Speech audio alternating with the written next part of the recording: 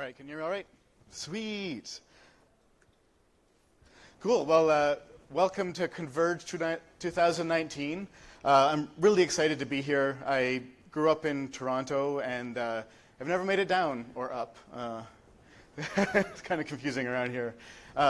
So my name is, today we're going to talk about honeybotting. People are familiar with honeypots and all the kind of cool things you can do, but we're going to talk about some of the power that you have when you have control over a client-side impact. So I'm Lee Holmes. I'm the author of the Windows PowerShell Cookbook, original member of the PowerShell team, and I am the lead security architect for Azure Storage and Media and Cloud Edge at Microsoft. So a bunch of cool cloudy stuff, and we care very, very much about security. Anybody here involved with kind of protecting clients or endpoints? All right, cool, a bunch of you. You may have had a situation like this in the past where you're digging around in some suspicious registry keys and you think, I need to figure out what this thing is doing. You punch it into your search engine of choice and bad news. If you see the thing in your registry showing up as an Empire agent, you're not going to be having a good day. The thing is, Empire is not one of those things. You're not just a hapless victim in a botnet. There is an operator. They've put code onto your machine, and they're likely interested in your network. So what are they doing? Why are they trying to access your network? What do they want to do when they're actually in there? And this is the kind of question that we can answer. So PowerShell, the first thing that Empire does is it launches PowerShell with this encoded command argument. And so in the beginning, we can see there that we can decode a bit of that encoded base 64. That gives you just regular code that you can start to experiment, put it into Notepad and stuff. One of the things I'll point out here that's really, really not common knowledge in the security community is in the PowerShell gallery, there's a module called the PS Script Analyzer. You see that in the middle there, I'm just installing it. But it has a function in it called Invoke Formatter, and you can run most code through that and start to get a bit of a pretty printed view of what some code is doing. So it's a lot easier than looking at just like a bunch of characters in your face. Has anybody here seen the PowerShell Hearts the Blue Team, the blog posts and stuff we put out about detecting PowerShell attacks? A couple of you. It is crazy. If you're not yet enabling PowerShell logging and PowerShell security transparency in your network, that should be the first thing you do when you get back home. It completely enlightens what's happening on your network. Every single time that PowerShell evaluates anything, it goes into your event log. You can forward those things and see everything that's happening. It's just amazing. I like to quote John Lambert. He's a very, very smart guy at Microsoft. He's a distinguished engineer. And one of the reasons that I think he's so smart is that he quotes smart people. So this is an example of one of the opportunities that you have just on a VM.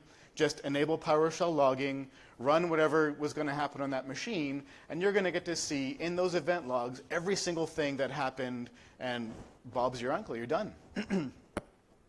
But perhaps you don't want to have your first experience with PowerShell Empire be just running it unconstrained in a VM. So maybe you're not ready for commitment just yet. It's fine, it's no problems. So there is a way in PowerShell to start to analyze code without just running it. And that's the PowerShell debugger. So you've got some code on your endpoint, and you want to start to understand what it's going to do in a bit more of a stepwise and careful fashion than you might otherwise see if you're just running it directly.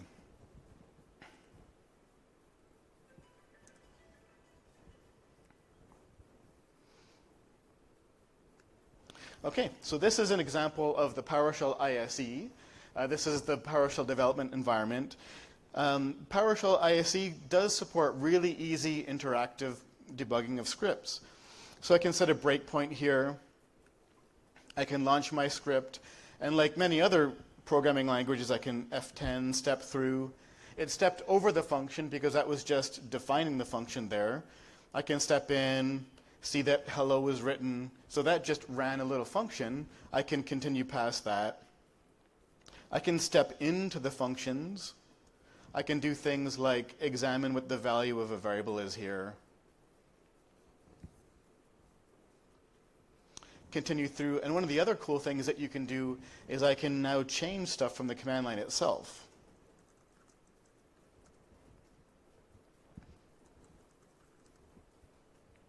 So that's cool. I was able to change the value of the counter variable, continue on, and when it's done writing, I can continue here. And I can see that counter changed and went up. And so you'll see it eventually. So we can see that the counter changed, and that's the basic example of how you can start to interact with PowerShell scripts in a secure environment and slowly modify and evaluate code as it's running. That's pretty fun. One of the other things that I love about debugging is what I can do here is we're going to use as a little punching bag. Let's open up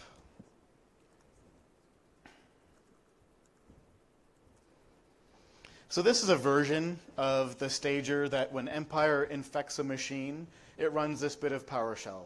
And it doesn't run this exactly. This was the stuff that was base 64 encoded. But you see here at the bottom, it's reaching out to a URL and connecting. So what we're going to do here, this is Empire. We're going to hear a lot from Empire today. And we're going to run this stager and see what kind of insight we can have when this agent is now connecting back to Empire.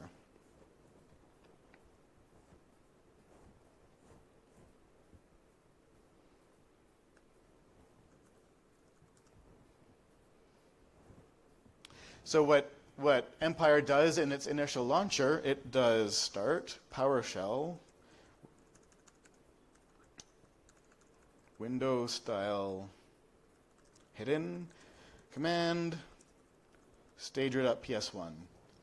So it really does this with a base 64 chunk of encoded content, but just for experimentation purposes, we're going to run it from this file. PowerShell Windows flashes is not necessarily the best thing that's happened today for you. So let's find out. So I'm using get process star power. These are all the power things running on my system. I've got the PowerShell ISE that I'm in right now. But what you also see is I've got 4248. It's an instance of PowerShell that I can't see anymore that's running probably something bad.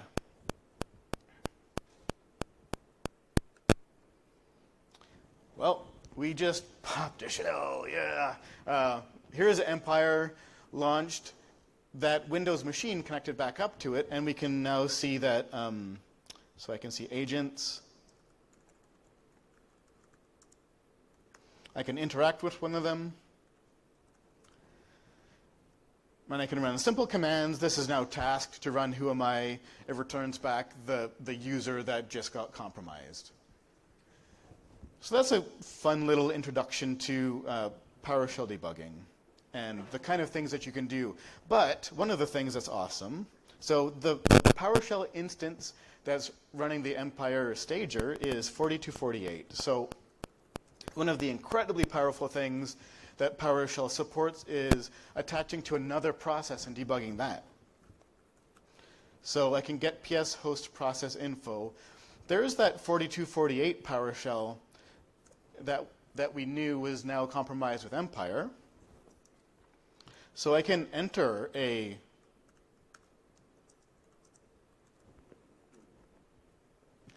So from that PowerShell, I was able to enter this version of PowerShell. And what I can do, PowerShell runs all code inside of run spaces.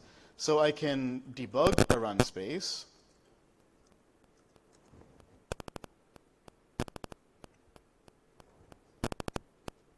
And now PowerShell is broken into the debugger inside that agent that was compromising this machine.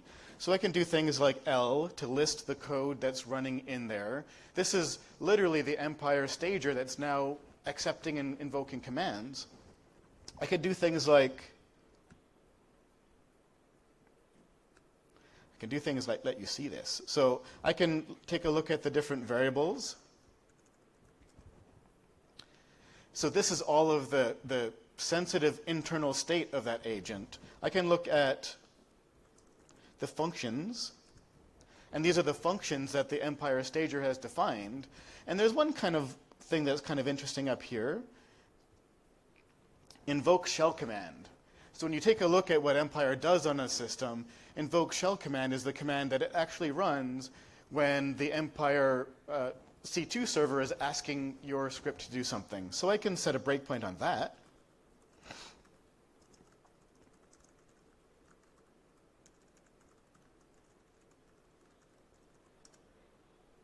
And I can continue. So now I've got a breakpoint on this agent, and Empire isn't any the wiser. So I can come over here.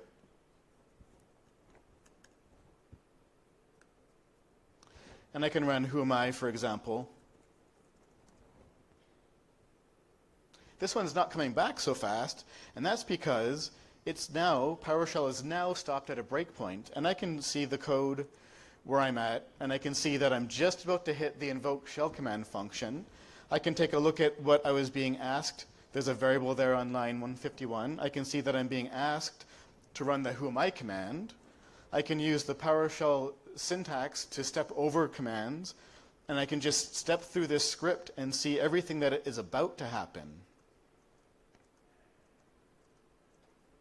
So you see here, it stepped into the part to evaluate who am I, and it's just about to assign some output based on some .NET code. So this is the output that it's about to return, but we can change that.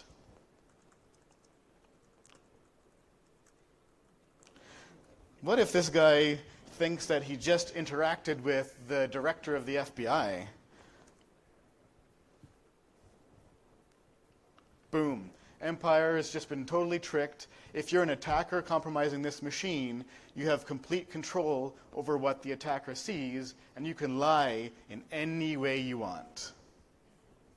Now, lying is bad, so don't do that, okay?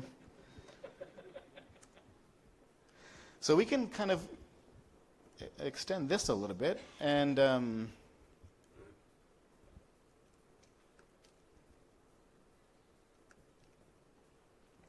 now one of the things is, now we've got ourselves an agent that the attacker thinks is under their control, but it's really under our control. Now we're going to start talking about the security and the kind of things that you can do against these implants in a couple different levels.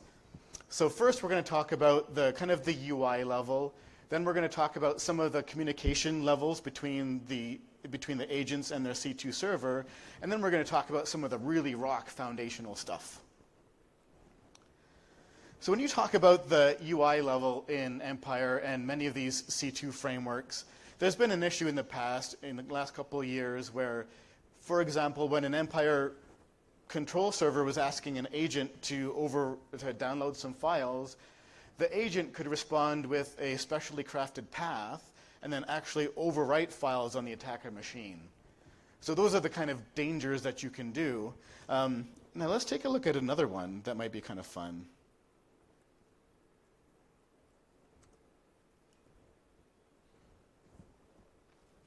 So we've got complete control of this thing, right? We've got a breakpoint on the invoke shell command.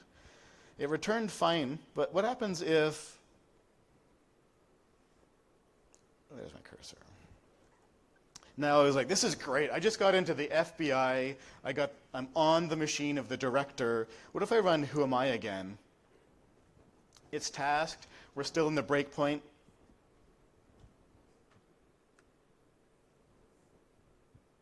All right, I'm in the breakpoint, and I can continue like I did before. I can step over, get back to where we're going with the who am I command. And now this is the output that it wanted to send.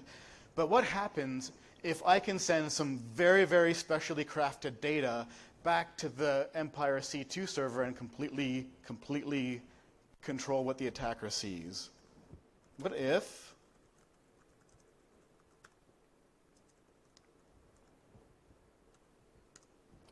I do that. Hold on a second. This is a secure network, right? So my Empire got suspended. They exfiltrated my bash history, and now I am the curl was piped into bash. That does not seem good. If I was to come back to a machine, FYI, I'm not compromised. If I was to come back to a machine and see this screenshot, I would burn it to the ground, right? You see that somebody's been looking around in your directories. This is crazy. Like, you have so much control. This is a UI redressing vulnerability in Empire. What Empire will do is it displays everything that you send to it. That includes, of course, regular usernames, but here I was able to upload arbitrary VT100 escape sequences. Like, I've even taken control of the window title pwned by FBI.gov, right? So, like, this is bad, bad news.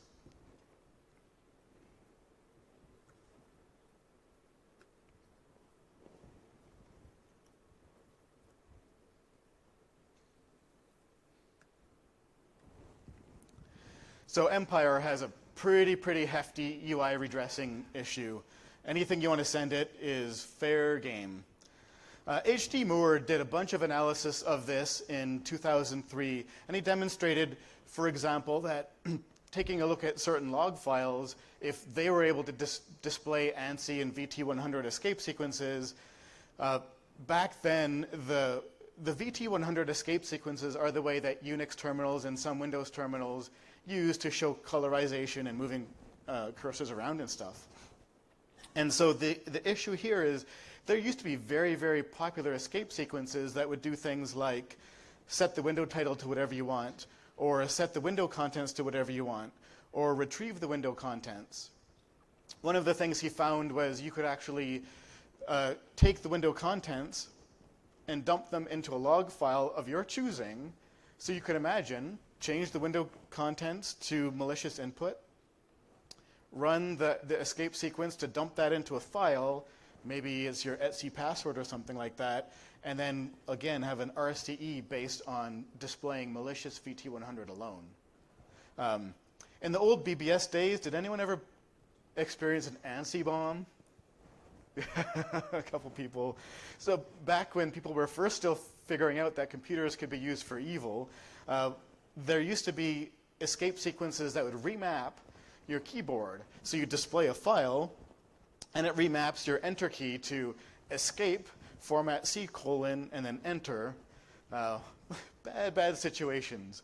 So displaying untrusted VT100 from untrusted clients leads to many bad things. As part of this research, I did a very deep audit of the VT100 subsystem in Kali. And fortunately, they've moved past the days of the stuff that H.D. Moore was pointing out. Here are some examples of them kind of neutering a bunch of the very dangerous ones. But one of the things that really stands out to me, what I'm showing here is a snapshot of some of the VT100 parsing that happens in that engine. Like, this is all done in native code in C. This is a lot of code to be exposing to untrusted input. The amount of data that could be subject to buffer overflows or integer overflows, just any of that memory corruption, memory safety stuff, this is a huge attack surface. And so you find a memory corruption issue in any of this parser now by just displaying untrusted input into the Empire C2, you've now taken control over that Empire server. So that's kind of sketchy. That's kind of talking through like the UI layer of all this kind of stuff. But, what do we start talking about when we're analyzing, that was the UI layer, but we also want to figure out, we're communicating between the clients and the Empire C2 server. So what are some of the things that you might do if you were analyzing that C2 communication framework? So here's one of the things that pops out to you kind of initially when you start taking a look at that, is that when when Empire is connected to a Python agent, that data by default is compressed. And so when Empire retrieves that packet, it'll decompress whatever the agent sent. But the thing is, compression on malicious input is very, very effective, like 1,000 to 1 effective. And so if I was a malicious agent trying to do bad stuff to an Empire C2 server, well, what I could just do is send it 100 megabytes of compressed malicious content. And what Empire will do is decompress that faithfully, and that becomes 100 gigabytes of memory usage on that C2 server. Nothing is going to survive that. You're not going to be sitting on, like, hey, this is fun attack, and I've got 100 gigs of memory free. So that thing is going to get knocked off the face of the earth. But that's just the start of this thing. Empire is written in Python. And one of the things that you start to play with as you're experimenting with Python, it seems that every single C2 framework out there that's written in Python loves JSON. JSON is a data structure format. Here's an example of one of Empire's modules, the etcd crawler, does a JSON parse. The social media C2 does this, the ARIA C2, Coadic C2, GDOG C2, like every single one, like literally every single one that I could find, Python C2 parses JSON from untrusted clients, straight up. So why do these people love JSON so much? And that's because Python does such a good job of putting these things into dictionaries. The Python dictionary object is kind of magic. You give it a string and a value, a name-value pair. And I say, remember that like Jack's phone number is this, and remember that Lee's phone number is this. And then I can literally put in millions of things into here, and when I later want to say, what was Jack's phone number, almost instantaneously, it can retrieve it. I don't have to remember array indexes. I don't need to do complicated data structures. It is the closest thing to magic that computer science has offered in a long, long time. It's very fast. And what happens is this is all based off of hash tables. This is like the underlying data structure behind the JSON and the Python dictionaries. And so hash tables are magic because what they've done is they've given you that almost immediate access to, even with millions and millions of keys, almost immediate access to the data that's stored in them.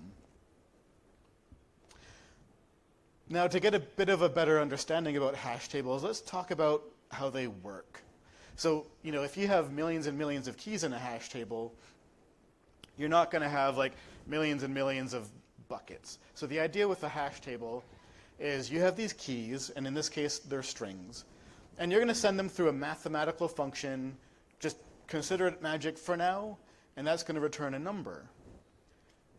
And that as long as that's stable, I can say, well, I'm going to have these buckets for all of these keys. And when I get a string, send it through this magic, I get a number, and I just know that the key is going to be in bucket number 14 or bucket number 12. So it's a super, super fast way with that magical function to figure out where data is stored. So in Python, the function that does that magical math is literally called hash. Hash of a string, it'll return you a number, and that's the way it works. When you have fewer buckets than that number returns, it kind of like loops around and does the modulus operation. Now, one of the things is that these buckets can sometimes have collisions. Is when you have the world at your fingertips of strings that hash into things, you can sometimes have it where two strings will hash to that same number. That's going to happen. Life happens, comes at you fast. And so what the hash table needs to have is a way of conflict resolution. And so when you have two strings that hash to the same number, well, what it does is it just puts them kind of into the same bucket, and it doesn't have like another little hash table in there. They're just in the same bucket, and it will start to look through a list of the items that were in there. So if I'm looking for, let's say, the value Lee, and that's colliding with something else, I can then start iterating through the numbers that are colliding, looking for the thing that was Lee. So this kind of view here of the way that the lists are laid out, some hash tables put those aside in like a separate area of memory. The way that Python does this is through open addressing. And so that's where I've got this big old list of hash table buckets. And when I have two colliding entries, it will just start looking into like the next bucket to see if it can find the one that might have had it. So the amazing thing about this is that with the openness of everything today, we can actually take a look. This is the example of the implementation of like literally putting a key into a hash table in C#. This is the implementation of the exact same thing in Python. It's pretty cool stuff. And the main thing, oh, by the way, like check this out. This is what I love about reading like high quality professional code. When it comes to Python, it's line 227 before any code is written. They spend the beginning of the file talking about the reasons why they've made certain algorithm choices.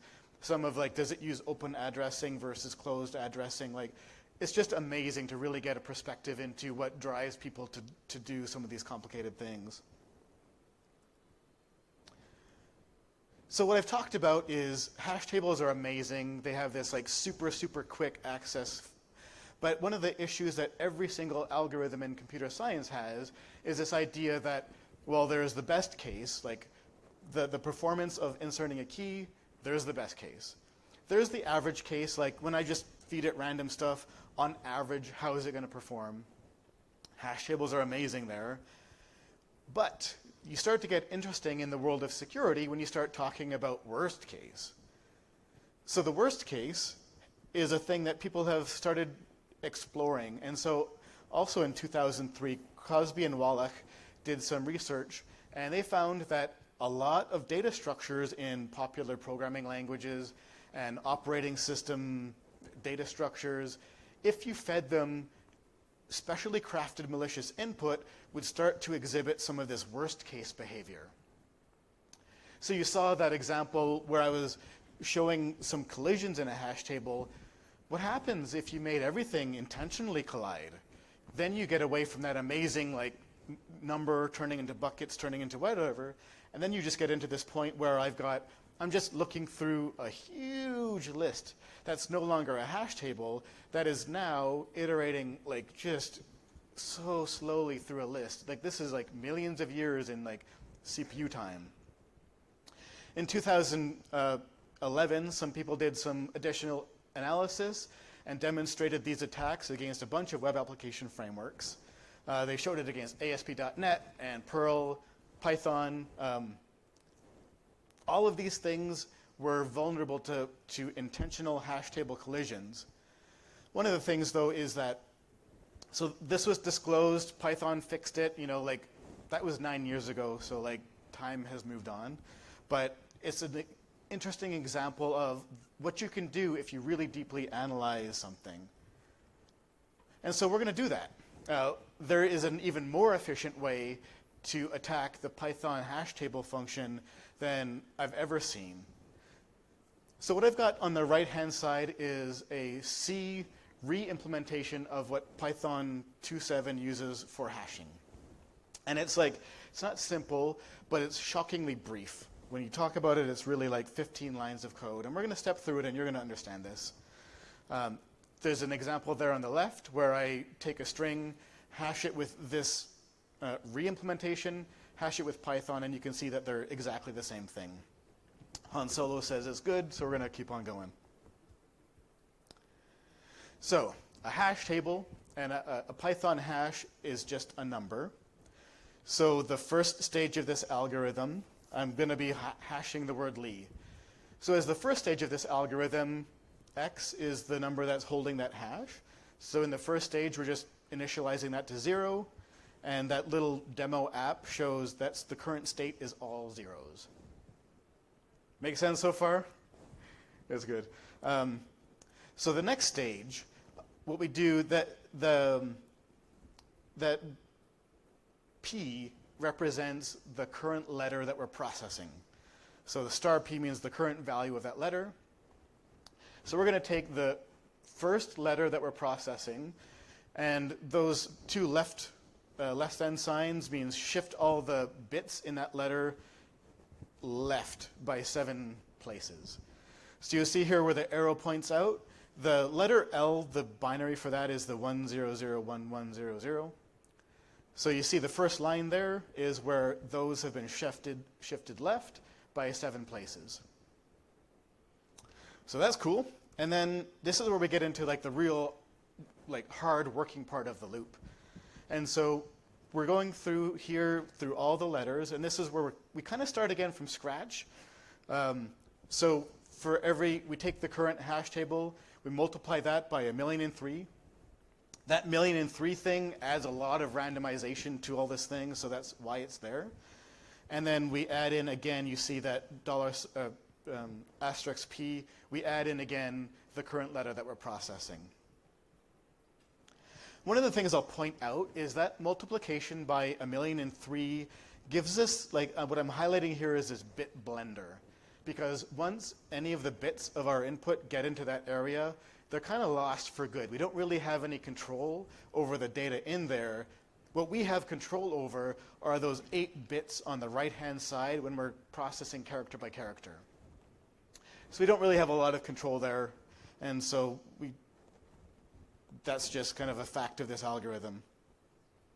We process the next E, and the last stage of what we do, what Python does is it'll take the length of the current string that you've got, and it then does an exclusive OR at the end with the current value. So you see at the top here, the last byte is that 101, We can see that I XOR that by 3. And then that string at the bottom, you can see that is the value that's the current thing. And when I finally take that binary value at the top and I convert that to an integer, you see here that number is like negative 118 something. And that's basically that's the same number that's being returned by our Python reimplementation of the Python function. So now that you understand the way roughly that the algorithm works, let's talk about the way that they attacked this 9 years ago. So one of the best ways, the idea of an attack is I'm looking for 10,000 strings that all hash to the same value. But the issue is we were spending all this time blending in random data. So what they did is they said, I'm just going to start doing random strings and keeping track of that value of X. So I know that after processing A, here's the value of X. After processing AB, here's a different value of X. So you keep a huge list of numbers that you've been able to get to and the content that got you there. Now, what you can also do is, if I want to find a thing with a hash value of 1, 2, 3, 4, this algorithm kind of works in reverse a little bit. So you can start to step backwards until you find one that you got to it from all of your random stuff before. So you've got a hash you've got strings that and eventually they'll meet somewhere in the middle with a hash code that that you can go kind of both ways now. So that's a way that they started to explore the attacking Python denial of service. There's been some more research on that in the way of this. Robert Gross did some. This is a hugely expensive process. He did this against 64-bit Python, and it took 71 hours to start to get some things. But there's a critical weakness in this algorithm, and it's because it's based on multiplication. So if that hash ever gets to 0, just whatever it ever gets to 0, you know that multiplication by 1,000,003 is going to do nothing, because 1,000,003 times 0 is still 0. So there's a lot of weakness there, especially if the values of your characters are also 0. 1,000,003 times 0 is 0, and if you add in a 0, it's 0. So you do have a way with this critical weakness of zeros to start to generate more and more input with the exact same hash code. So we can do this. Here's an example on the left where we can just literally brute force a bunch of strings.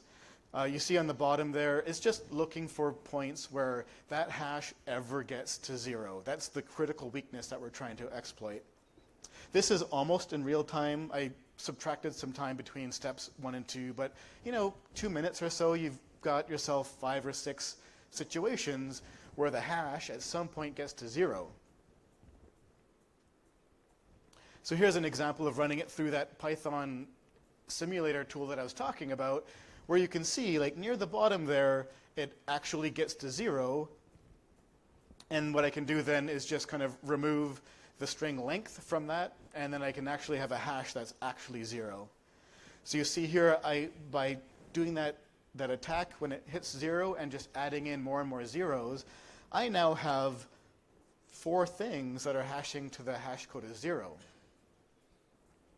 So what I can do is, with a couple of hours of brute forcing to find these things with zeros and adding in more zeros, I can get like 10,000 collisions into exactly the same bucket. The problem is, 10,000 is pretty amazing, but the problem is that thing, for one thing, this is amazing. We just did something that was way better than 72 hours of computer work. But the problem is we can't like take those sequences and just duplicate them, because remember that part in the beginning where we just took the first character and shifted it over left by 7 into that bit blender? We never get control of that bit blender. Hold on. There's something here. I told you that stuff on the right, the stuff in green, that's the stuff that we have complete control of. And the thing that we were worried about was this bit blender part here, where our initial character got shifted over 7, and then some bytes actually made it into that bit blender that we never have control over. So what if we instead, turns out that we're only shifting over 7, but we have 8 characters of control. So there is one value for that very first character that never escapes the bit blender. You see here, if I start with the binary value of 1 as the first character of a string that I'm hashing, it never escapes the bit blender. And because of that, when I find one of these zeros here, you can see that I can now bring in the value that got shifted over by 7 and start to re-loop through that exact same sequence. And because this is a reproducible thing, I'm able to copy this, take my sequence, put that special character, and then start copying my sequence again and again and again. And with this, with some brute forcing, kind of the same strategy that we used before, with brute forcing, I was able to find easily 16 examples of these little code islands, these null points, that let me start to mix and match them. And so by taking just 8 of these and mixing and matching them in different orders, you can get 4 billion collisions into a single bucket in a hash table. You can be like just hashed to the exact same thing 4 billion times. And this works literally as fast as your computer can work. If I wanted to, I could make this 17, 18. I could generate these collisions at will. This is what it looks like. In the beginning, on the left-hand side, that's Python with just regular average case input. And on the right-hand side, that's stuff with collisions. So when the hash tables are small, it's kind of pretty close, it's pretty similar. But as you see, as the hash table gets bigger, you start to see that the stuff with collisions is barely moving, it's crawling, while the one without collisions is able to keep on going and keep on going. This gets worse. This gets so much worse. This is a graph that shows on the bottom, the dots in blue, that's the average insertion time for just random input. And you see the one that rises, that's with malicious input. And so with only 50,000 keys, you're able to consume minutes of CPU usage. And that's not even getting started. We have easily 4 billion keys that we can send to a server. You can absolutely, using a couple packets, take a machine down and have it just like, I'm processing JSON. And this is the thing that underlies the communication protocols of almost everything, every Python C2 out there. But like, honestly, Python fixed this 9 years ago. We can't fault them for it. This is research. But like, honestly, anyone here have not yet gotten around to moving on to Python 3.3? You're not the only one. Empire literally does not run under a modern version of Python. You can only run Python version 2.7. You can absolutely take down Python with one of these things. Take down Empire with one of these attacks. It is like so fast and so efficient. So that's the protocol layer, but let's talk about the platform weaknesses. Like, what if rewrote completely Empire? You can have some things like, ever launched an Empire listener and see this little bit on the bottom left? Talks about Flask or something like that. Well, Empire does all of its HTTP analysis, all of its HTTP hosting in this popular runtime called Flask. It's an extremely popular, lightweight Python HTTP hosting engine. There is a huge security vulnerability on their homepage. 4 lines of code. It's huge. Let's show what it might be.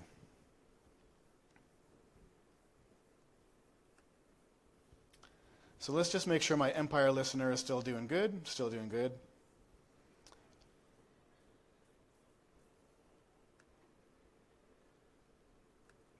Now, one of the first things you might want to do in testing a web hosting framework is I might want to say, like, I'm going to connect up to an endpoint, and I'm just going to forget to disconnect. What happens if I do that?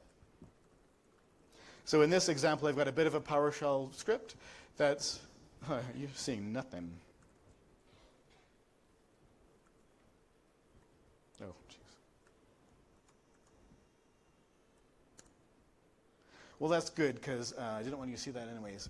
So I've got a PowerShell script, and I'm just going to start connecting to that Python listener and not disconnect. Like, websites should be able to do something like that, right?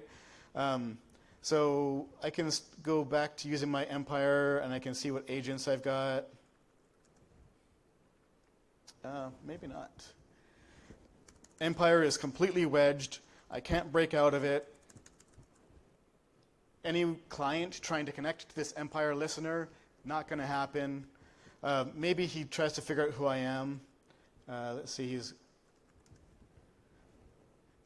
this whole instance of the OF is broken. You cannot launch any processes, programs. Nobody can connect. It's ridiculous. This is with one PowerShell instance on one machine in what? Not even a minute, a couple seconds.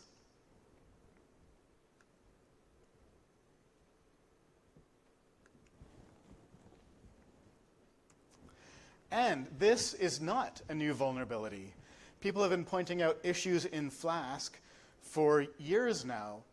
But the issue is Flask says we're not a development HTTP server. We're not going to fix denial of service vulnerabilities against Flask because use a real production HTTP server and not us. They're emphatically against fixing these things. By the way, the Flask instance, what it does is it parses all JSON by default, whether you ask for it or not. Flask is being hosted.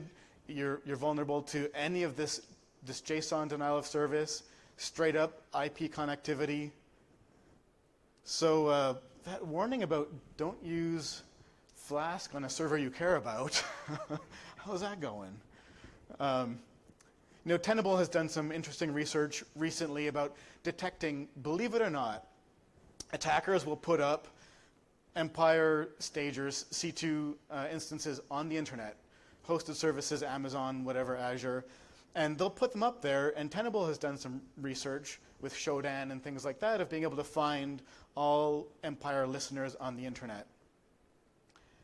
Turns out, when they did this research, there was hundreds of them. And when I just checked recently, there was 20.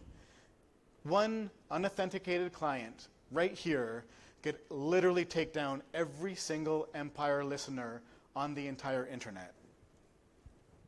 Absolutely. I'm not saying to do it. I'm not saying it hasn't been done. And the thing is, we're at a point now where this isn't about bashing on Empire. This has been like a really fun trip up and down the stack. But today we're talking about what can we do with this information, right? We know about honeypots. We know that there's been a bunch of good research on honeypots. But honeybots, now we have some ability to start to dynamically make our code respond to what an attacker might or might not want. And so let's take a look at one really quick demo that we could do to start to extract things from these, these clients. So I showed you here that we could put the stager into the PowerShell ISE. We could absolutely put a breakpoint there and see what it's about to do. But the problem is at the very end, it pipes into Invoke-Expression, and that's a PowerShell command. But once it gets into a PowerShell command, we no longer have debugging ability.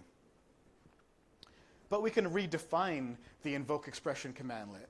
We can write a new function in PowerShell called Invoke-Expression, and this is where we can start to apply some additional intelligence.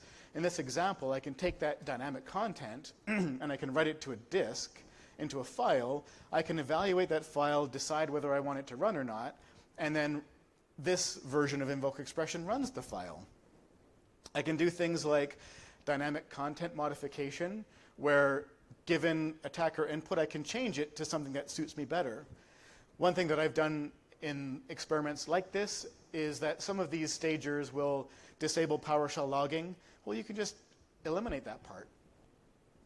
The thing that I think is really amazing, though, is dynamic debugging. I showed you the debugging that we were doing with PowerShell, and it supports commands. I can set PS breakpoint and all this kind of stuff. Well, here's an example where I can say, the first script that I hit, so that little one there, set these breakpoints. The second script that I hit, set these breakpoints. And I can be setting breakpoints into the invoke shell command, changing content as I want. And so let's give a little quick demo of that. So I wrote this super lame module called a paramecium. I even forget what it's called. I was like, oh, what's a fun name? There's like, Harry Potter has a spell for making things appear, so that's what I called it. So this is the same thing that we did before, and we're going to run this now under, oh yeah, right. Again with the computers. Oh, it was boring typing anyways. Okay, so this is, I'm about to run it. Now what this does is it sets a bunch of breakpoints. This is a breakpoint where it's just about to invoke content. I'm good with that, so I'll continue. This is a part in Empire where it sets the initial agent information back. So I can take a look at this $I. This is the data structure that Empire uses to know what the agent is. But I can say,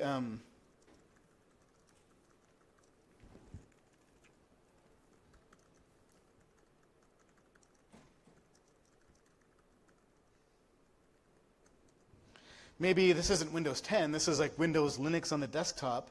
And the one thing that it does also is, let's see here. It also puts in the bytes.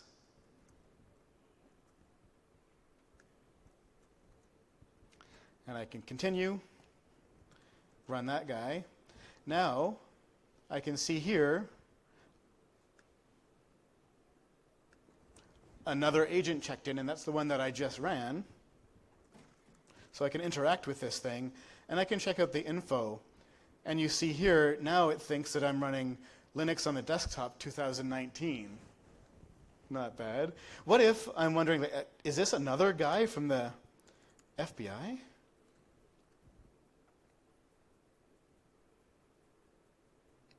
Probably not.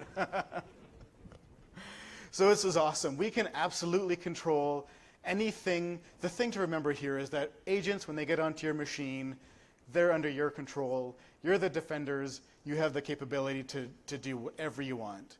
Maybe you want to start sending back output that looks like, you know, what's an attacker going to do when they see IP versus financial-based file names? Are they after finances or are they after IP? So it's the world is your oyster with debugging and honeybotting. Thank you.